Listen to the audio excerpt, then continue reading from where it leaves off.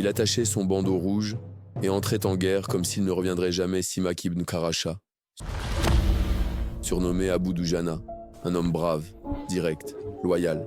Il n'aimait pas parler. Il agissait, silencieux en paix, foudroyant en guerre. Le mystère du bandeau rouge. Le bandeau rouge, c'était son signe de mort. Quand il le mettait, ça voulait dire « Aujourd'hui, je ne reviens pas », sauf si c'est en vainqueur ou en martyr. Tous les compagnons savaient que quand Abu Dujana attachait ce bandeau, il entrait dans un état de guerre totale, sans retour. C'était comme allumer une mèche, et les ennemis commençaient à trembler.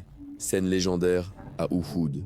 Le prophète cherche un homme digne de porter son épée personnelle. Il dit « Je la donne à celui qui la prendra, et lui rendra justice ». Plusieurs mains se tendent, mais c'est Abu Dujana qui la reçoit. Il attache le bandeau rouge. Les compagnons chuchotent « Ça y est, la guerre a commencé pour lui ». Il l'a prise, et il s'est jeté dans les rangs ennemis. Une tempête humaine. Il avançait, tranchait, criait « Je suis celui que ne craint rien quand la guerre rugit ». Il voit une femme ennemie, Hind bint Utba, qui crie et pousse les hommes à tuer les musulmans.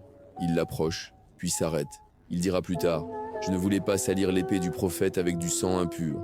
Il avait la rage du lion, mais le cœur d'un homme de principe. Après Uhud, il survécut, mais toujours marqué par cette bataille.